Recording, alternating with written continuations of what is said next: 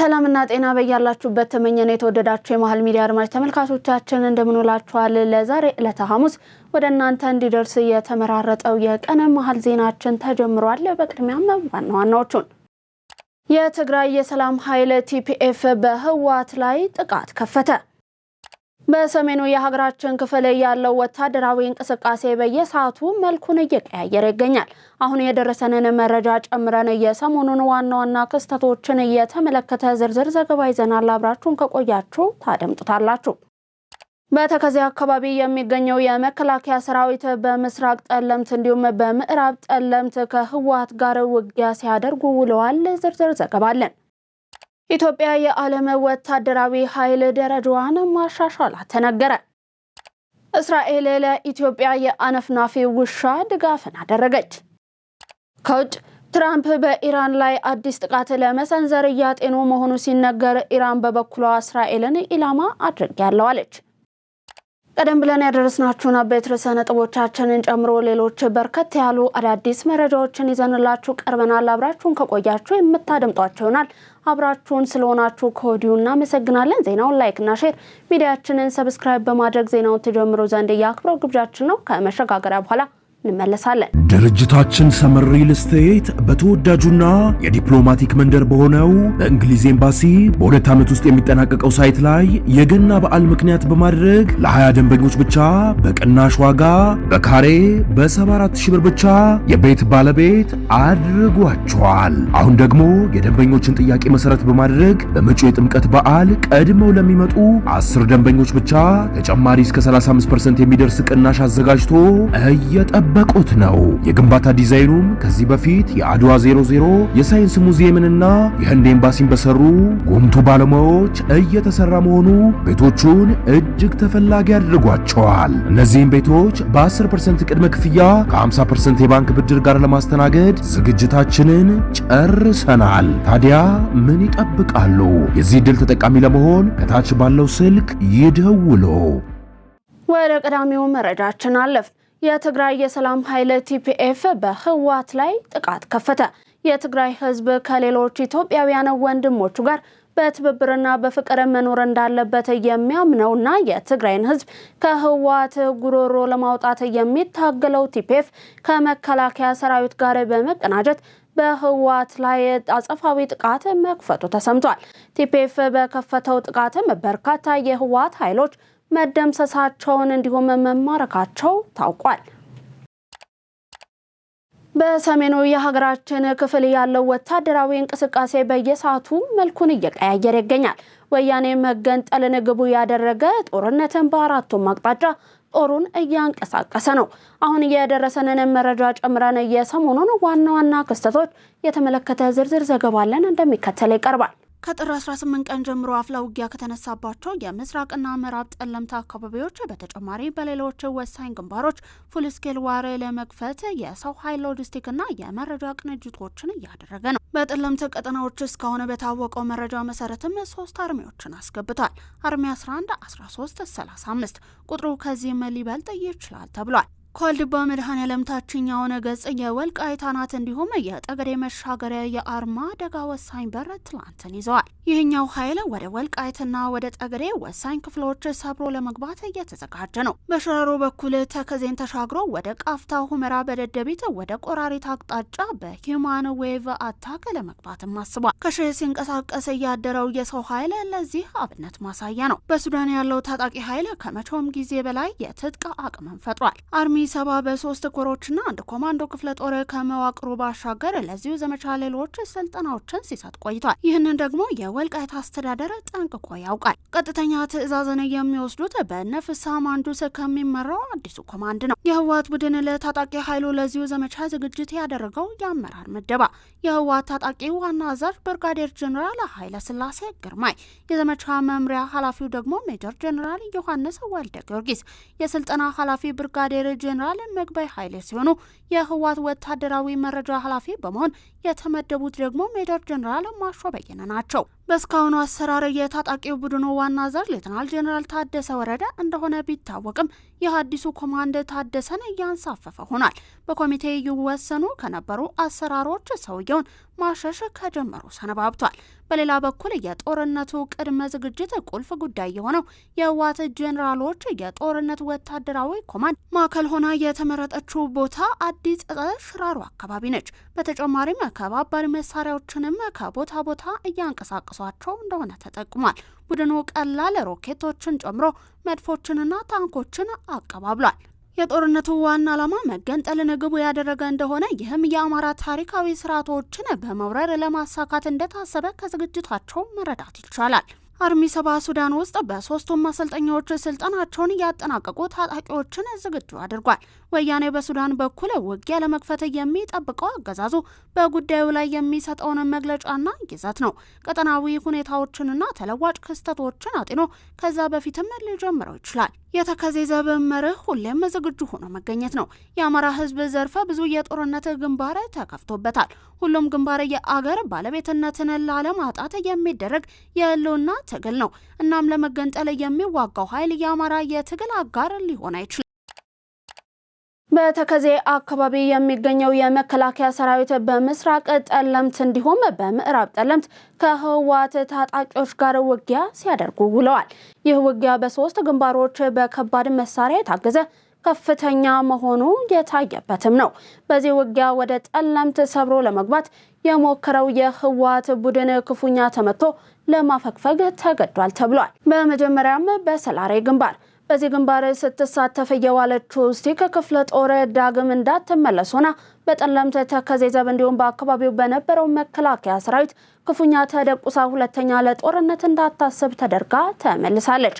በሁለተኛ ደረጃ ደግሞ በመቃብር አንበሳ ግንባር ደምደሚያ የአርሚ 17 ኮር 3ኛ 2ኛ ክፍለ ጦሮች በዚህ ቦታ ለመዋጋት ሙከራ አድርገው ነበር። ነገር ግን በመልሶ ማጥቃት ስለተመቱ አፈግፍገው ወደ መጡበት አቅጣጫ መመለስ ችለዋል።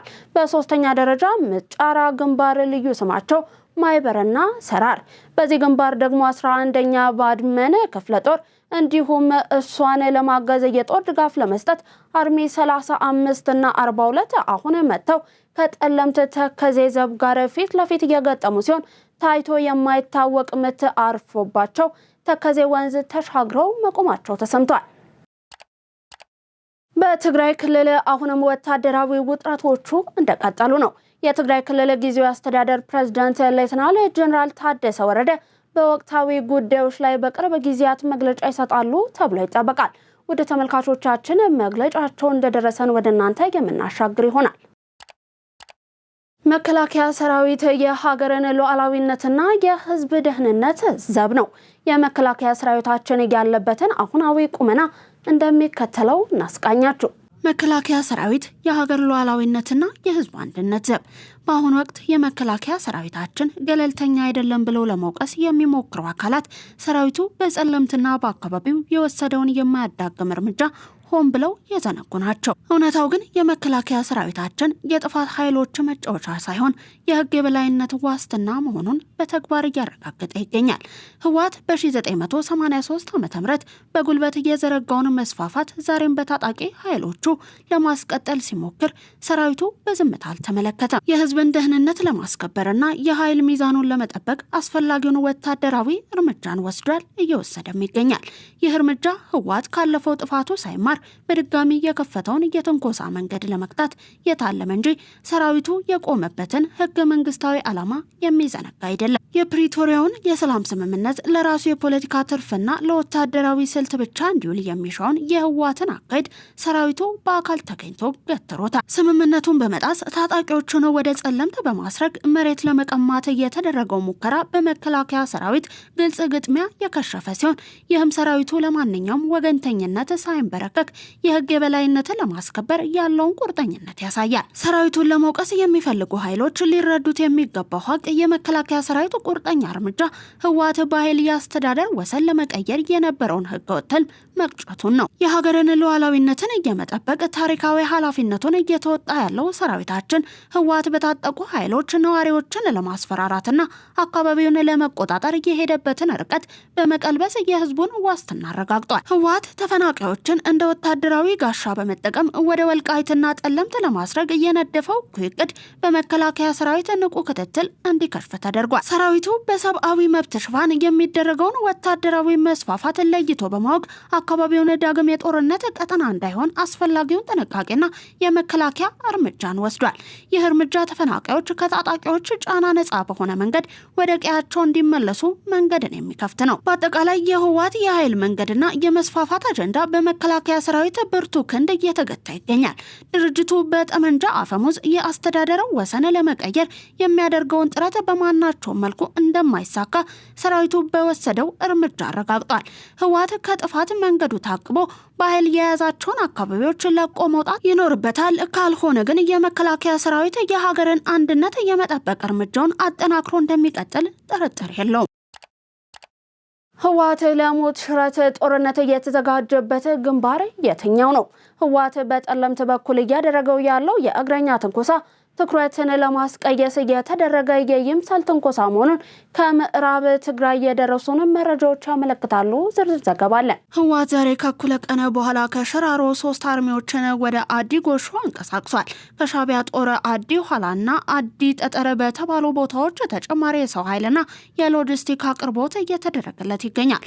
አዲ ጎሾ መስመር ህወሓት ከሻቢያ ጋር በሜካናይዝድ በመተሳሰር ጥቃት ለመክፈት ዝግጅት እያደረገበት ያለው ዋነኛ የውጊያ ግንባር ነው። ሁለተኛው ህወሓት የሜካናይዝድ ኃይሉን እያሰለፈበት ያለው ደደቤት ግንባር ሲሆን ይህ ጠንካራ ዝግጅት እየተደረገ መሆኑንም ከስፍራው የወጡ መረጃዎች ያመለክታሉ። በዚህ ሰዓት ደደቤት ከተማ ላይ መነሻውን እያደረጉ 4 አርሚዎች ዝግጁ ሆነው ወደ ቆራሪትና ማይገባ ለጥቃት ትዕዛዝ እየተጠባበቁ ናቸው። መረጃዎቹ እንዳመለከቱት ከደደቤት ከተማ በሽልመለ ባይኩሊ አድርጎ ሽራሮ የሚወጣው ጥርጊያ መስመር ህወሓት በሜካናይዝድ የሞት ሽረት ጥቃት ለመክፈት ዝግጅት ለተደረገበት ደደቤት ግንባር ከሻቢያ የሰው ኃይልና የሎጂስቲክስ አቅርቦት እያሰለፈበት ያለ መስመር ነው። ከደደቤት ከተማ ማይኩሊ ሽራሮ ጥርጊያ መስመሩ በቀንና በሌሊት ከፍተኛ የሰራዊትና ሎጂስቲክስ እንቅስቃሴ እየተደረገበት መሆኑን ከቦታው የደረሰው መረጃ ያመለክታል። የህወሓት አሉ የሚባሉ ሜካናይዝድ ትጥቆች ሁሉ በሁለቱም ግንባሮች በደደቤትና በአዲጎሹ መስመር ተሰልፈው እንደሚገኙም ከቦታው ማረጋገጥ መቻሉ ተገልጿል። ራሳቸው የለኮሱትን እሳት ራሳቸው ይሙቁት ሲሉ አቶ ጌታቸው ረዳ በጠለምት ግጭትና በህወሓት አመራሮች ላይ ጠንካራ ትችትን ሰነዘሩ። የጠቅላይ ሚኒስትር አብይ አህመድ የምስራቅ አፍሪካ ጉዳዮች አማካሪና የቀድሞ የትግራይ ጊዜያዊ አስተዳደር ፕሬዝዳንት ጌታቸው ረዳ የፕሪቶሪያውን የሰላም ስምምነት ተግባራዊ ለማድረግ የተያዙ ዲፕሎማሲያዊ ጥረቶች በግለሰቦችና በቡድን የስልጣን ጥም ምክንያት እንቅፋት እየገጠማቸው መሆኑን ገልጸዋል። አቶ ጌታቸው በፌስቡክ ገጻቸው በትግርኛ ቋንቋ ባስተላለፉት መልእክትም ተፈናቃዮች ለመመለስ እንዲሁም ግዛታዊ አንድነትን ለማረጋገጥ በሚል ስም ህዝባችንን ዳግም ወደ ጦርነት የሚከቱ እንቅስቃሴዎች እየተደረጉ መሆኑን ገልጸዋል። ተፈናቃዮችን በዘላቂ ሰላም መመለስና ዳግም ግንባታ ማካሄድ ከፍተኛ የፋይናንስ ድጋፍና የውጭ አካላትን ተሳትፎ የሚጠይቅ ቢሆንም እንኳ በአሁኑ ወቅት ሰላማዊ አማራጮችን በማጥበብ ትግራይን ዳግም የጦርነት ሜዳ ለማድረግ የሚንቀሳቀሱ አካላት ድርጊታቸውን እንዲያቆሙም አሳስበዋል።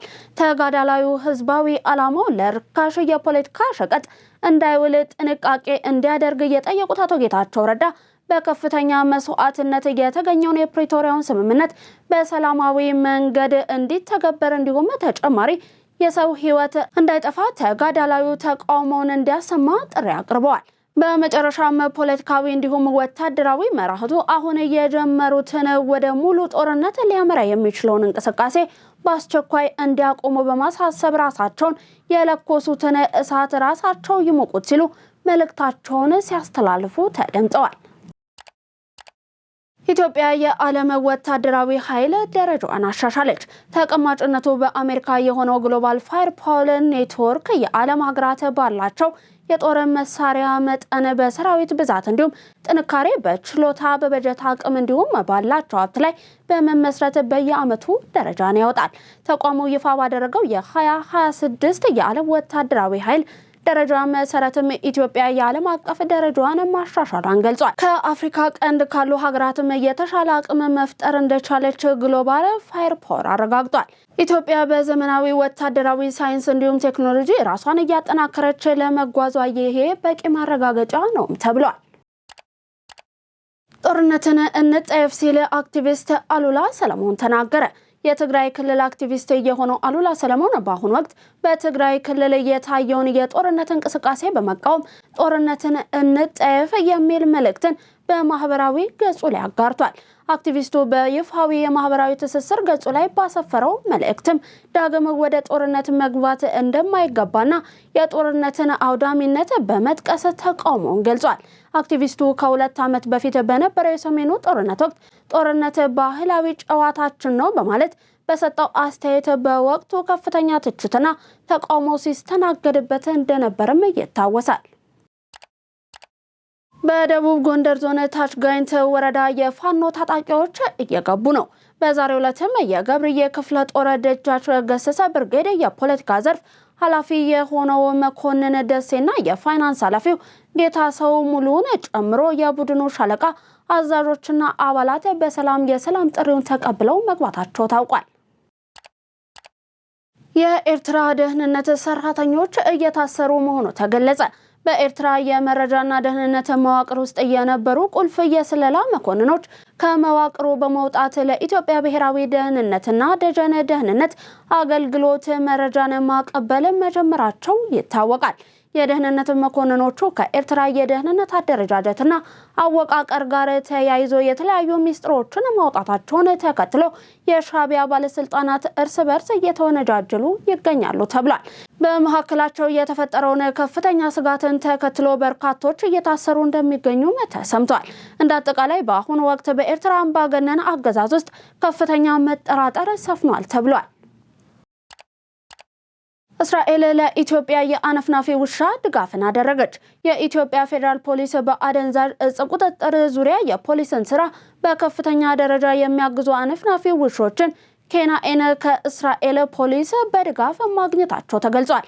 የኢትዮጵያ ፌዴራል ፖሊስ የወንጀል መከላከል ጠቅላይ መምሪያ አዛዥ ክቡር ምክትል ኮሚሽነር ጀነራል መላኩ ፈንታ ድጋፋቸውን አስመልክተው ባስተላለፉት መልእክትም በድጋፍ ያገኘናቸው ኬንያኖች በቦሌ ኢንተርናሽናል ኤርፖርት በኩል ከተለያዩ የውጭ ሀገራት ወደ ሀገራችን የሚገባውንና የሚወጣውን አደንዛዥ እጽ ለመከላከልና ዝውውሩንም ባደገው ሁኔታ ለመቆጣጠር እንዲያስችል ታስቦ መሆኑ ተናግሯል።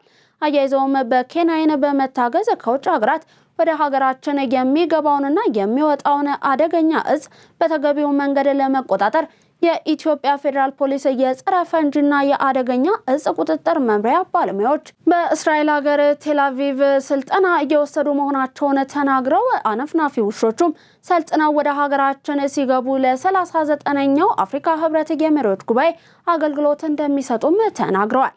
የኢትዮጵያ ፌዴራል ፖሊስ ከእስራኤል ፖሊስ ጋር በመተባበር አደገኛ እጽ ዝውውርን በመከላከልና በመቆጣጠር ረገድ በርካታ ስራዎች እየተሰራ እንደሚገኝም ጠቅሰዋል። በእስራኤል ሀገር ቴል አቪቭ እየሰለጠኑ የሚገኙት ኬንያኖች ወደ ሀገራችን ገብተው ስራ ሲጀምሩ የፌዴራል ፖሊስ በቦሌ ኤርፖርት እየሰጠ ያለውን አገልግሎት እንደሚያዘምኑም ክቡር ምክትል ኮሚሽነር ጀነራል ጨምረው መናገራቸውን ከፌዴራል ፖሊስ የተገኘው መረጃ ያመለክታል። ፓስተር ሄኖክ በፖሊስ ቁጥጥር ስር ዋለ። ፓስተር ሄኖክ ግርማ ከአሜሪካ እንደተመለሰ ኤርፖርት ላይ በቁጥጥር ስር መዋሉ ተገልጿል። ፓስተሩ በአሁኑ ሰዓት ሜክሲኮ በሚገኘው የፌዴራል ፖሊስ እስር ቤት እንደሚገኝም ምንጮቹ ጠቅሰዋል። በአማራ ክልል የገጠር ኢኮኖሚ ሽግግርን ለማፋጠን የተጀመሩ ስራዎች ተጠናክረው እንደሚቀጥሉ በምክትል ርዕሰ መስተዳደር ማዕረግ የአማራ ክልል የገጠር ዘርፍ አስተባባሪ ዶክተር ድረሳሉ ገለጹ። የአማራ ክልል የገጠር ዘርፍ ተቋማት የ2018 በጀት ዓመት 6 ወራት የስራ አፈጻጸም ግምገማ በባህር ዳር እየተካሄደ ይገኛል። የዘርፉ አስተባባሪ ዶክተር ድረሳሉ ባቀረቡት ሪፖርት መሰረትም በክልሉ ዘላቂ ሰላምን ከማረጋገጥ ጎን ለጎን የህዝብ ተጠቃሚነትን የሚያረጋግጡ ተግባራት መከናወናቸውን አውስተዋል። ባለፉት 6 ወራት በክልሉ በግብርና፣ በኢንዱስትሪ፣ በማዕድን፣ በቱሪዝምና በሌሎች ዘርፎች የተሻለ ውጤት መመዝገቡንም ነው የተናገሩት። ከቅርብ ዓመታት ወዲህ በክልሉ በቡና ልማት እየታየ ያለውን ውጤታማነት ለአርሶ አደሩ ተጨማሪ የገቢ ምንጭ በመሆን አቅም መፍጠሩንም አንስተዋል። ባለፉት 6 ወራት ትራክተሮችን ጨምሮ በርካታ የውሃ መሳቢያ ሞተሮችን፣ የግብርና ቴክኖሎጂዎችን ለአርሶ አደሩ ማሰራጨቱን፣ የመስኖ ልማት መካሄዱንም አመልክተዋል። የገጠር ሽግግርን ለማፋጠን እየተደረገ ባለው ጥረት ተጨባጭ ውጤቶች እየታዩ መሆኑን ጠቅሰው በየደረጃው ያሉ አመራሮች ይህንን ስኬት ለማላቅ በቁርጠኝነት መስራት እንደሚገባቸውም አሳስበዋል። መሶብ የአንድ ማዕከል አገልግሎት የተቋማትን አገልግሎት አሰጣጥ በማዘመን የተገልጋዮቹን እንግልት መቀነሱን የደሴ ከተማ አስተዳደር ተቀዳሚ ምክትል ከንቲባ ሳሙኤል ሞላልኝ ገለጹ። ተጨማሪውን ይዘናል፣ እንደሚከተለው ይቀርባል። በከተማዋ በአንዳንድ ተቋማት ላይ በግልጽ የሚታዩ የአገልግሎት አሰጣጥ ክፍተቶች እንደነበሩ አውስተዋል። ይህንን ክፍተት ለመሙላትና የአገልግሎት አሰጣጡን ለማዘመን መሶብ የአንድ ማዕከል አገልግሎት መስጠት መጀመሩን ገልጸዋል። በማዕከሉ የተለያዩ ተቋማት በተቀናጀ መልኩ ፈጣንና ዘመናዊ አገልግሎት መስጠት የሚያስችላቸው መሰረተ ልማት መሟላቱን ለኢትዮጵያ ዜና አገልግሎት ተናግረዋል። ይህም ተገልጋዩ በአጭር ጊዜ የሚፈልገውን አገልግሎት በቀላሉ እንዲያገኝ አስችሎታል ነው ያሉት። የደሴ ከተማ አስተዳደር ሲቪል ሰርቪስና የሰው ሀብት ልማት መምሪያ ኃላፊ ሰለሞን በዛብህ በበኩላቸው በማዕከሉ 14 የከተማ አስተዳደሩና 79 የፌዴራል ተቋማት አገልግሎቶች እየሰጡ መሆኑን አረጋግጠዋል። በማዕከሉ ከሚሰጡት አገልግሎቶች መካከልም የመሬት ነክ ጉዳዮች፣ የገቢዎችና ንግድ፣ የቴሌኮም፣ የስራ ዕድል ፈጠራ፣ የኢሚግሬሽንና ዜግነት አገልግሎት፣ የባንክ፣ የዲጂታል መታወቂያና ሌሎችም ይገኙበታል ብለዋል። ቀደም ሲል በተለያዩ ቦታዎች እየሰጡ የነበሩ አገልግሎቶችን በአንድ ቦታ በመሰብሰብ የተጠቃሚውን ጊዜና ጉልበት መቀነስ መቻሉንም አስረድተዋል። ከማዕከሉ ተገልጋዮች መካከል አብዱ ሰይድ በማዕከሉ የተለያዩ አገልግሎቶችን በአንድ ቦታ ማግኘት መቻላቸው ጊዜና ወጪን መቆጠቡንና ብልሹ አሰራርን ከማስቀረት አኳያ ከፍተኛ ጠቀሜታ እንዳለው በአጽንኦት መግለጻቸው ታውቋል። በአዲስ አበባ ከተማ ባለፉት 7 ዓመታት ውስጥ ብቻ በአቅመ ደካሞች የመኖሪያ ቤት ግንባታና እድሳት በጎ ፈቃድ መርሃ ግብር ከ45,000 በላይ ቤቶች ተገንብተው ለተጠቃሚዎች መተላለፋቸው ተነገረ። የከተማዋ የህብረተሰብ ተሳትፎና በጎ ፈቃድ ማስተባበሪያ ኮሚሽን የህይወት ልምዴን ለአዲሱ ትውልድ በሚል መሪ ቃል መድረክን አዘጋጅቷል። በመድረኩ ላይ የኮሚሽኑ ኮሚሽነር አቶ ይመር ከበደ እንደገለጹት በጎ ፈቃድ ከመንግስት የልማት ስራዎች ባሻገር ያሉ ማህበራዊ ክፍተቶችን ለመሙላት ከፍተኛ ሚና እየተጫወተ ይገኛል ብለዋል። በመድረኩ የህይወት ልምዳቸውን ያካፈሉት የሜሪጆይ ኢትዮጵያ መስራች ሲስተር ዘቢደር ዘውዴ በበኩላቸው ተቋማቸው ላለፉት 32 ዓመታት አረጋውያንንና ህፃናትን ሲደግፍ መቆየቱን አስታውሶም ወጣቶች ለሀገር እድገት በሰብአዊነት ተግባር ላይ እንዲሳተፉም ጥሪን አቅርበዋል። በጎ ፈቃድ ሀገርን የሚለውጥ የሰብአዊነት ተግባር በመሆኑ ወጣቶች ለሀገራቸው እድገት በሙሉ አቅማቸው ሊተጉ እንደሚገቡም ነው የተናገሩት። የተወደዳችሁ የመሃል ሚዲያ አድማጭ ተመልካቾቻችን እየተመለከታችሁ የምትገኙት ለዛሬ ዕለተ ሐሙስ ወደ እናንተ እንዲደርስ እየተዘጋጀውን የቀን መሃል ዜናችንን ነው። ከባህር ማዶ ያዝናችሁ አለፍን።